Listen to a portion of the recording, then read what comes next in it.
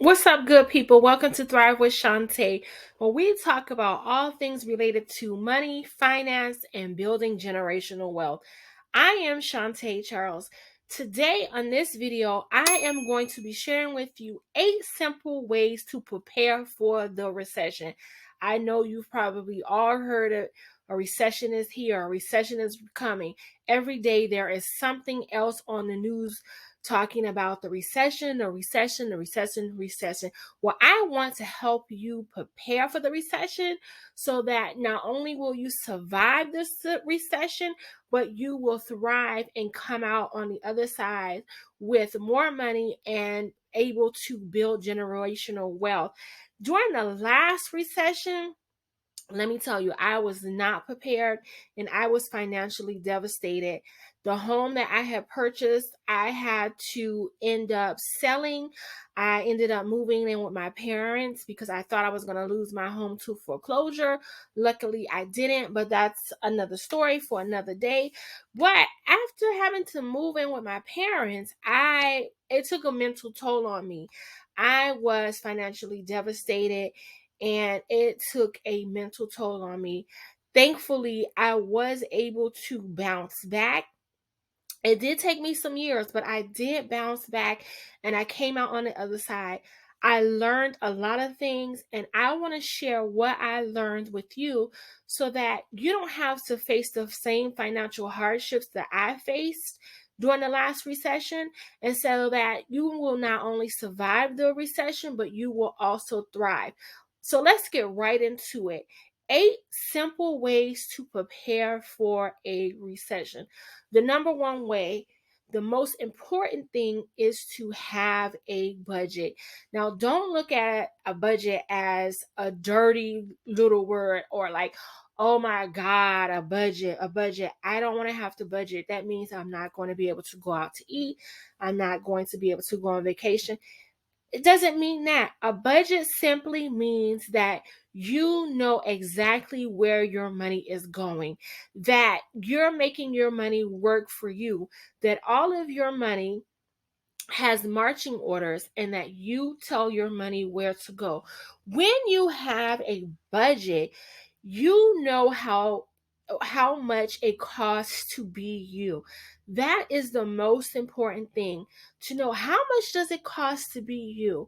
When you figure out exactly how much it costs to be you, you'll know whether or not you're in a deficit or whether or not you're on track. If you make enough money, if you're overspending, if you are overspending, or is it simply that you do not make enough money? Sometimes it's not that you're overspending, it's not that you're wasteful, it's not that you're frivolous.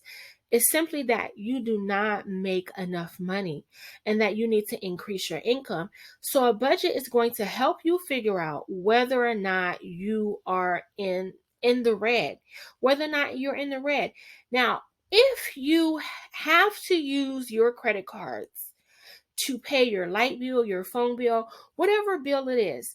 If you're using your credit cards to pay your bills every month and you're not able to pay that credit card off at the end of the month, then you're in the red. You're in a deficit. So when you figure out your budget, you'll know whether or not it's simply that you are overspending, that you're wasteful, or that you don't make enough money. Sometimes it's not that you're wasteful.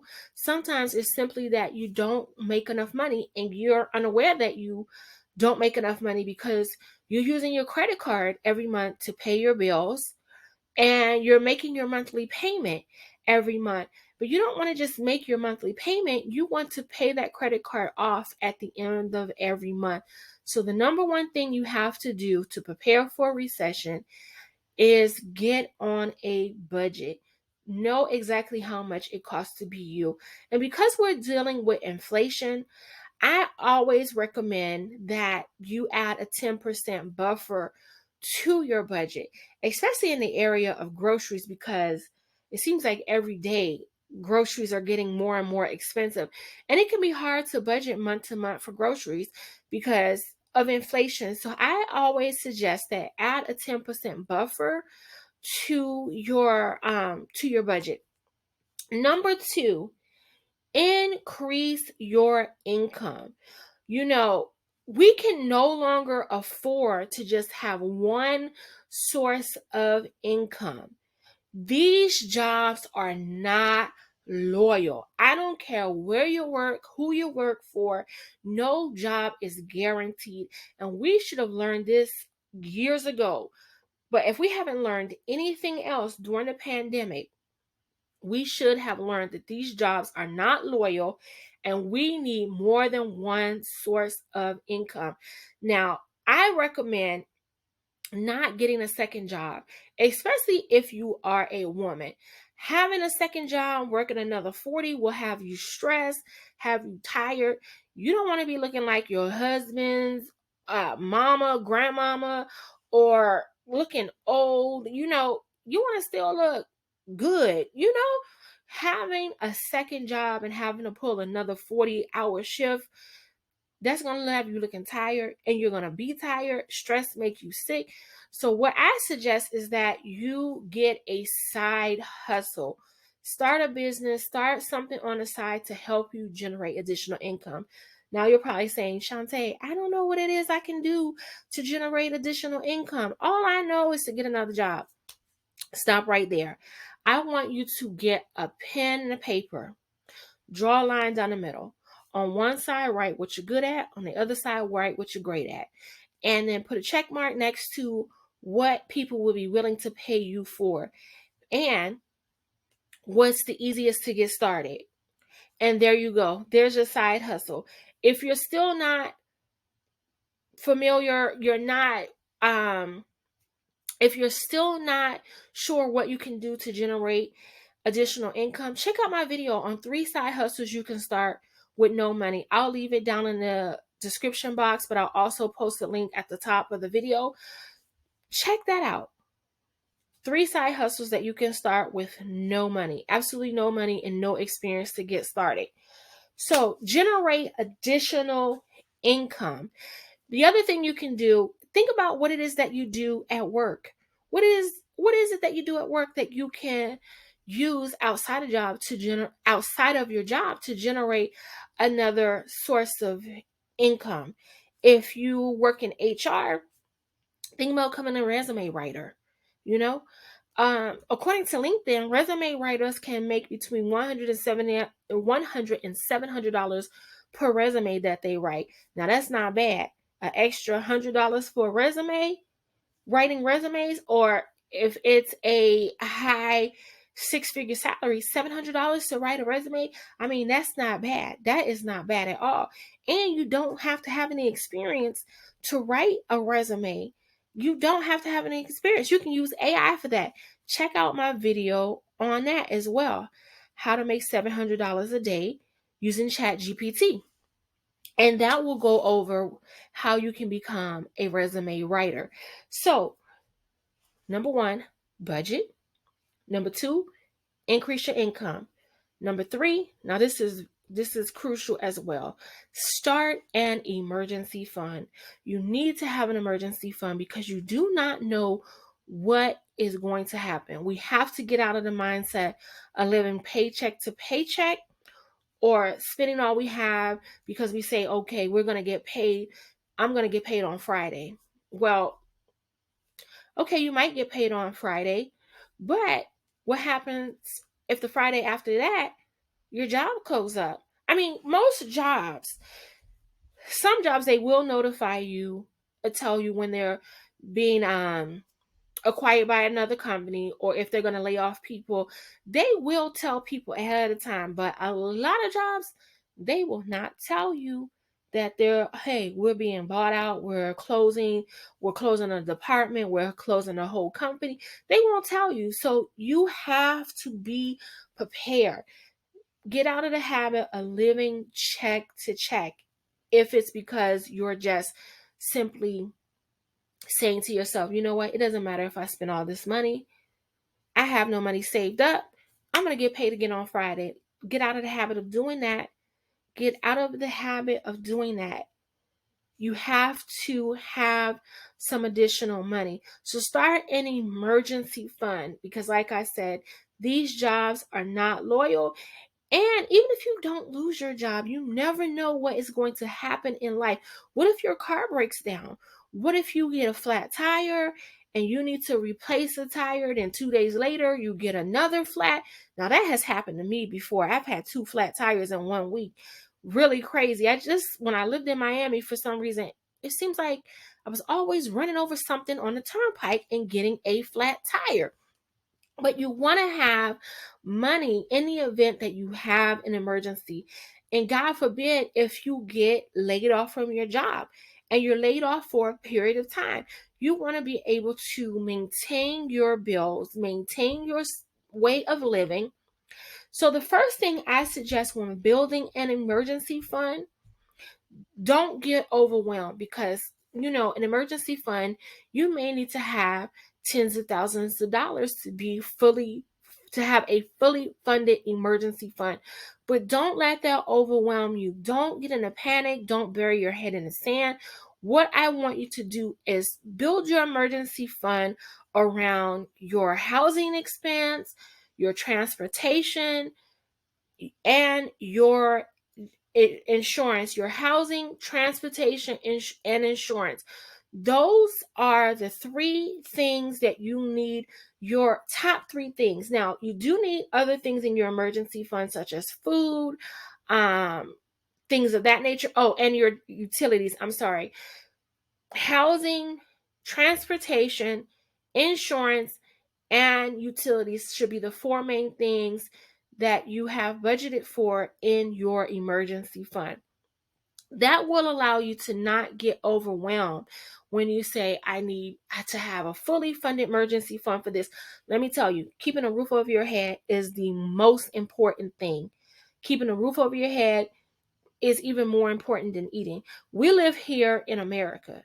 Most churches in the neighborhood, or we have community services, we have food banks in most areas where you can go and get a free meal from somewhere. Even if you have to cut back to eating 1 meal a day, you can go and get a free meal from somewhere. And if all else fails, you can get on food stamps.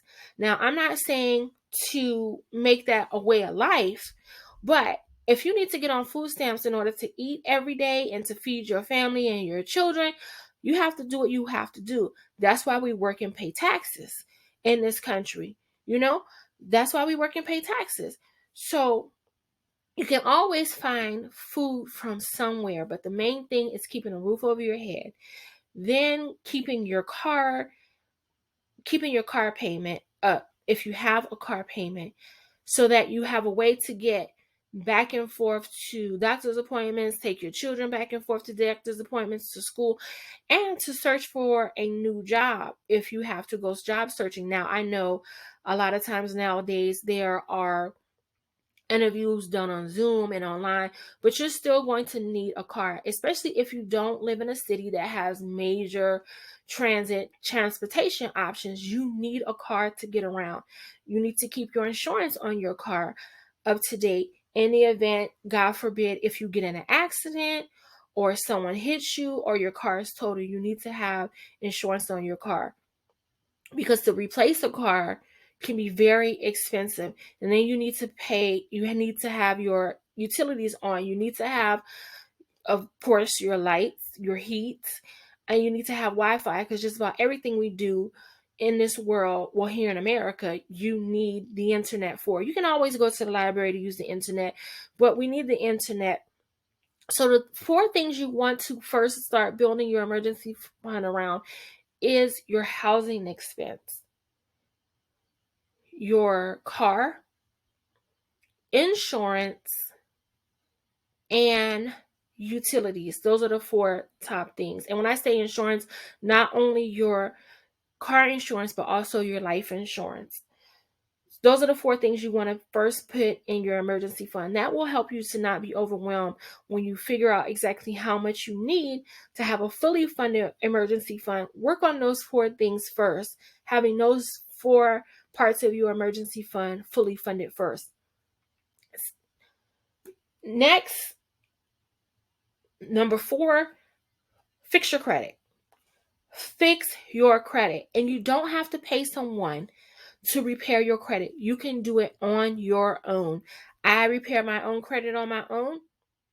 Once I got out of my financial hardship problem, I got another job, started making excellent money, but I could not get anything on credit because my credit was terrible. My credit was shot to shingles. I couldn't get a 5-cent piece of gum on credit, and that is no exaggeration, because my credit was so bad because I didn't pay my bills. And it wasn't because I didn't want to pay my bills. It was because I had no source of income to pay my bills, and I did not have an emergency fund because I hadn't planned for emergency or hard times. Like I said, I was not prepared when the last recession came through here. But when I got back up on my feet financially, I couldn't get anything on credit.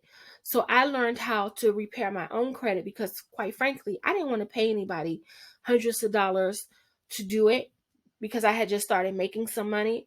I didn't want to spend money on that. So I started doing some research and I learned how to repair my own credit. And you can repair your own credit as well. One of the easiest things to have removed from your credit report, if you're not aware of it, is medical bills, because you can dispute it with the collection agency. A lot of times the hospital, the clinic, doctor's office, whoever, they will send your bill over to a collection agency. It's no longer being handled in-house. So you have a right to dispute it with them by requesting the collection agency to prove the bill to you, to prove that it's your bill, by providing what services you had, what doctor you saw, what date, etc. But they don't have legal access to your medical records because you did not give them access to your medical records. So they won't be able to provide you with that information of what doctor you saw, on what day, what services they performed, etc. If they cannot provide that, then they legally have to take that collection, that medical collection, off of your credit report.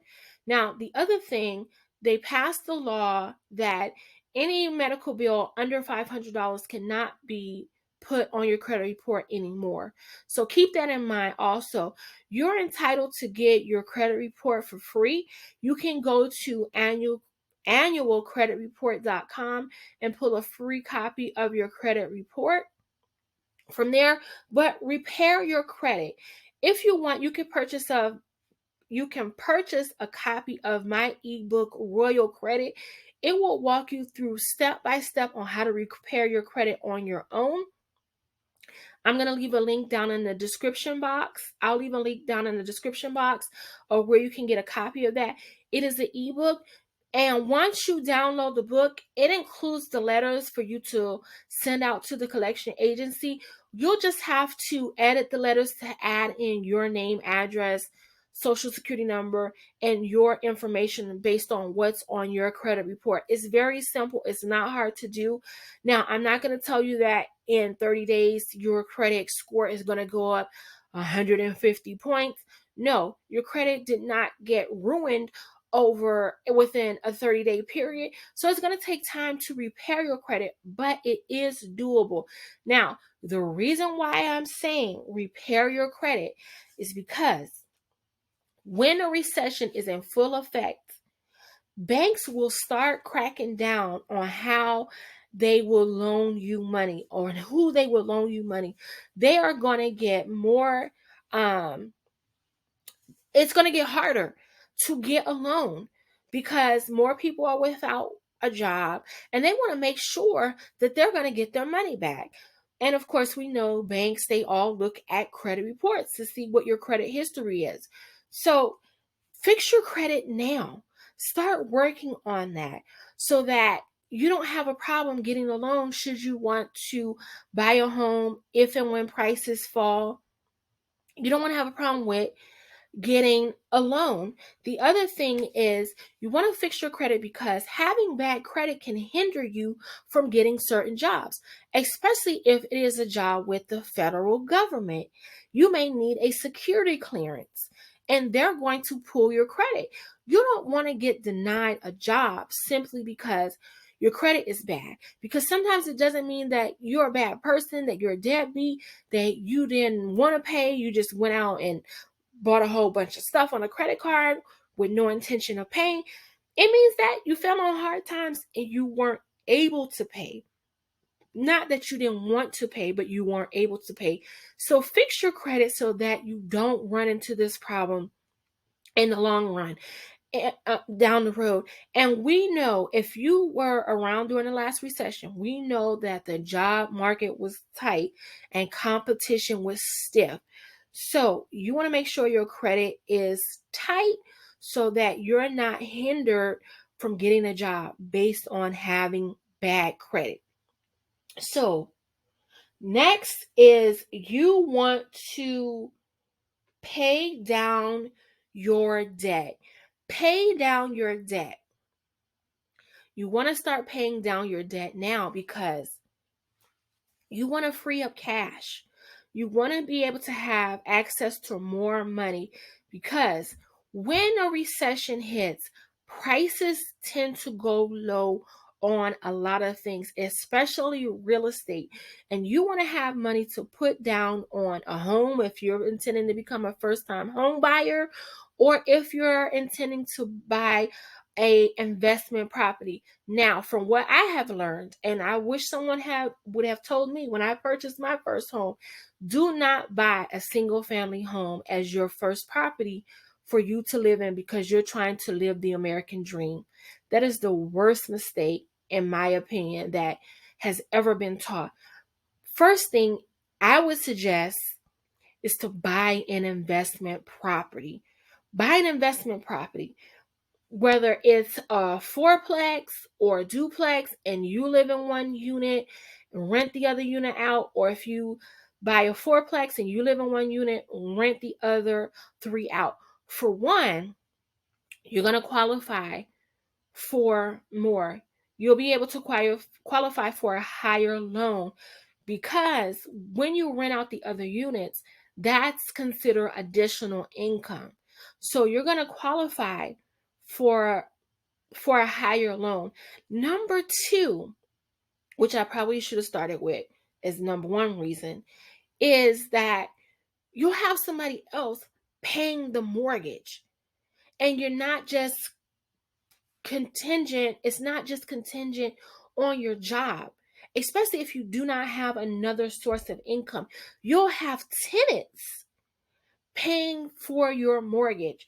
So in the event, if something happens and you lose your job or you become ill and you cannot work, you're not burdened with, oh Lord, how am I going to pay this mortgage? Because you have tenants paying your mortgage.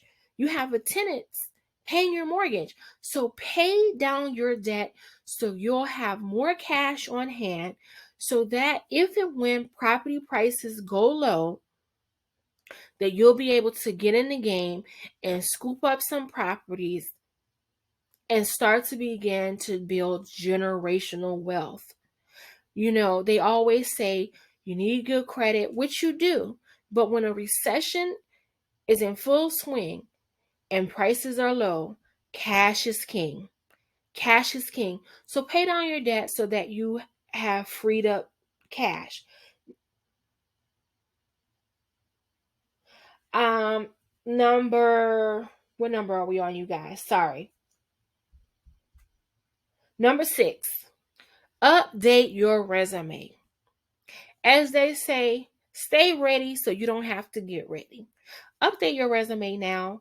Even if you don't think your job is going to lay you off, even if your job does not lay you off, have your resume up to date because you don't ever know what's going to happen.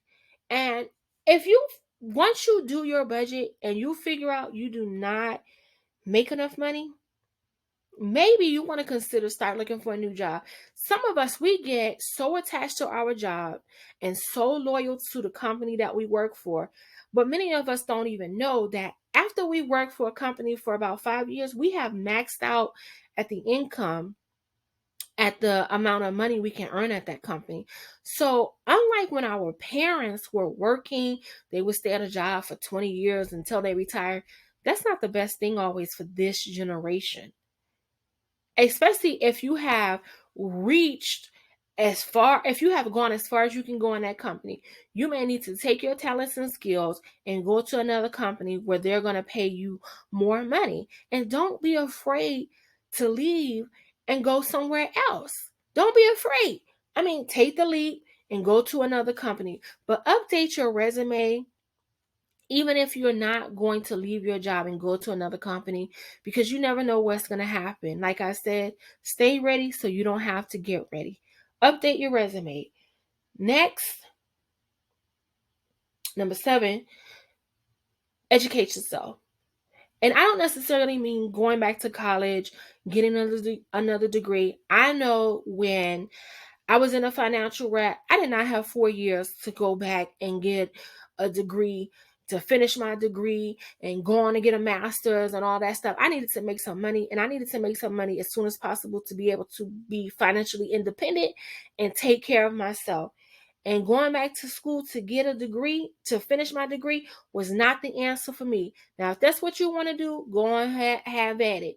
But that was not going to work for me. So I had to learn an additional skill to start making money right away. And educate yourself. There are ways to get certifications without having to go back to college. The American Dream Academy is offering free courses, free certifications from project management, IT, Google support, web design, various certifications, and they are offering it for free. Yes, you heard me right. For the free 99. Free. You can take as many courses as you want and obtain as many certifications as you want within a 6-month period for absolutely free. They have partnered with some major universities universities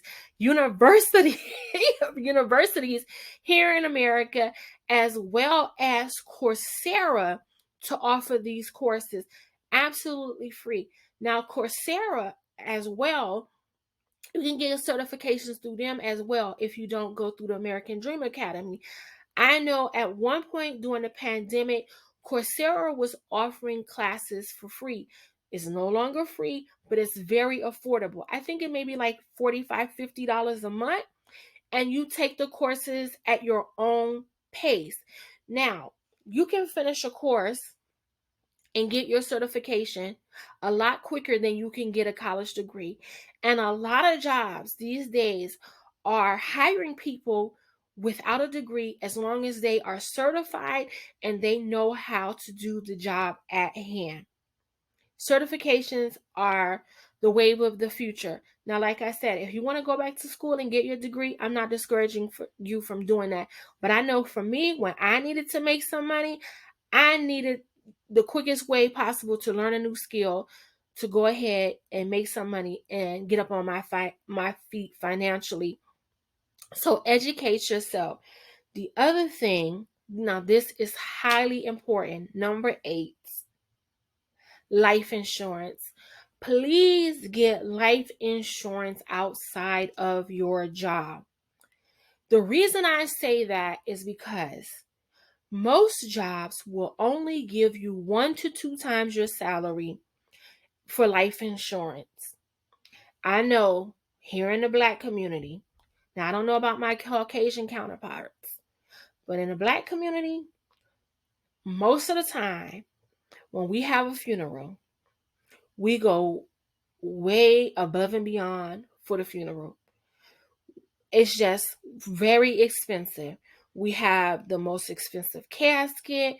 We have more than one limo. We just got to do it all big. So, and the average funeral is like what, $10,000, $20,000. And sometimes we spend way more than that on a funeral. I mean, I'm not going to do it. If something happens to me, I don't want anybody spending like $40,000, $50,000 on a funeral.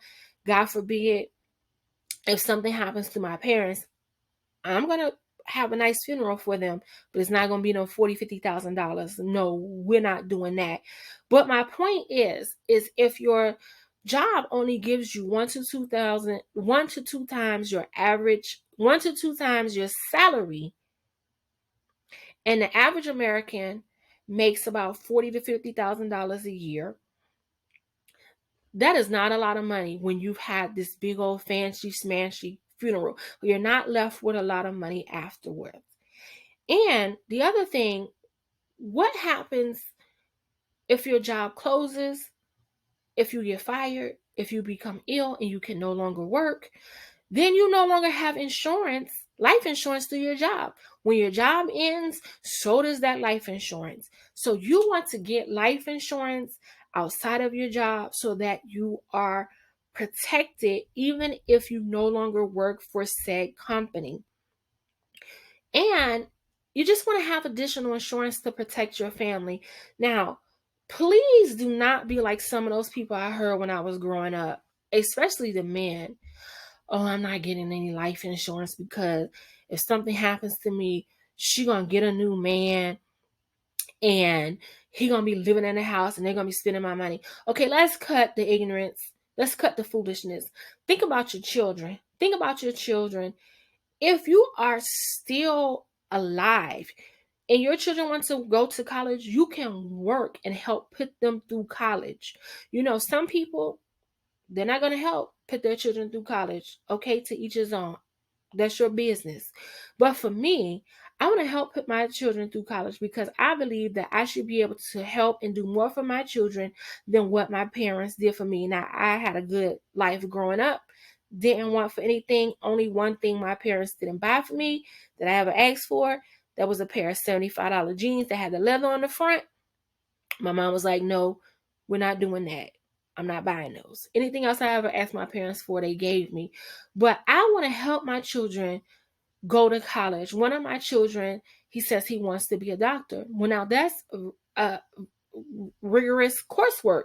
So I don't want him to have to worry about working and doing his coursework. Now, I'm not saying he's never going to have to work and that he's not going to have to work during the summertime or when there's school is not in session. But the last thing I want him to do is to be worried about how he's going to pay for books or how he's going to pay for tuition, or if he doesn't have enough money, if he's going to have to drop out or what have you. So God forbid if something happens to me, I want to be able to afford my children with the same things that they would have received if I am living.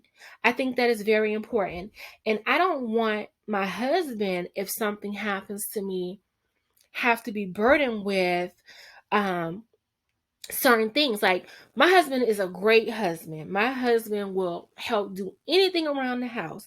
He helps with the kids. I don't have to ask him about babysitting his children. It's not babysitting. It's like, these are my kids. I'm watching my children.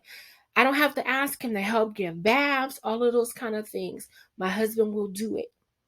What my husband isn't going to do is get on the stove. My husband barely knows how to boil water. So, and I help these kids with their homework, things of that nature. You know, there's things in our family that I'm good at, things that my husband are good at. We balance each other. And if something happens to me, I know that someone needs to come in as a tutor to help my children with their homework. Someone has to come and help prepare meals, things of that nature. I don't want my husband to have to be worried about that. I mean, he's already going to be distraught because I'm deceased. The love of his life is gone. And then he has to manage the grief of our children. I don't want him to have to be worried about the things also that I used to do. Like, how is this going to get done now that she's gone? I know he could do it, but why burden him with that stress? And for me, I thank God for my husband because, he knows that it's important to have life insurance outside of his job as well. And he's not thinking about, oh God, if something happens to me, my wife is gonna get another man and spend the money and this and that or what have you. No, he's concerned about his children. He wants his children to still be able to go to college. He doesn't want to be worried about, okay, if we have one income coming in the house now, um, how is my wife going to make it? No, he wants to be able to provide his family with the same lifestyle in the event that if he is no longer here, to be able to still take care of his mother if he's no longer here. He helps take care of his mother because his mother is no longer able to work. And I even said to him, babe, you need to get a life insurance policy where your mother is the sole beneficiary. Most daughter-in-laws won't do that. They don't give a care about their mother-in-laws. But I know that when people die, people are in grief. People will say a lot of things while their people are living. But when somebody dies, it's a whole different story. So just get an insurance policy where your mother is the sole beneficiary. Now, if you're still like, well, my children and want to, I don't want it to be wasted or what have you, you have every right to think that way. But get a trust and put the insurance in the trust and make it so that every month there's a check given out instead of one lump sum given at the time that at one time.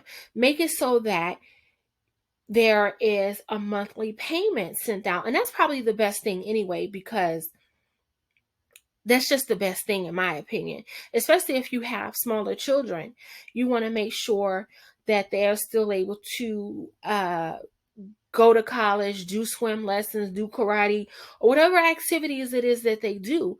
You don't want all the money to be used up at one time. So figure out, if your kids, according to their age, figure out how much money you need to get a life insurance policy for in order to have a certain amount of money given to them every month. Figure that out. Get a life insurance policy based on that number. Put the life insurance policy in a trust, and then have it so that if something happens to you, there's a monthly check given out every month to whoever is responsible for their care or what have you. And do not make your underage children the beneficiary of your life insurance, because it will not be paid. They will have to wait until they are 18 years old before it will be paid out. And even if they are 18, I still wouldn't make them the beneficiary of a life insurance policy, because most 18-year-olds are immature and they're going to squander the money. Personally, I wouldn't give them anything until they were 30 at least. Because by that time, they should have a job, they should be responsible, they should be working, they should know how to manage money or working on learning how to manage money. And it's not just going to be all squandered in a short period of time. But that's up to you. That's just my opinion. Anyway, I hope you guys have enjoyed this video. I want to help you get prepared for the recession, because I don't want you to just survive the recession. I want you to thrive. I want you to thrive. I want you to come out on the other side with more money than what you went in with, and building generational wealth. Please hit like, hit subscribe, share this video with Lottie Dottie, everybody, and I appreciate you. See you next time.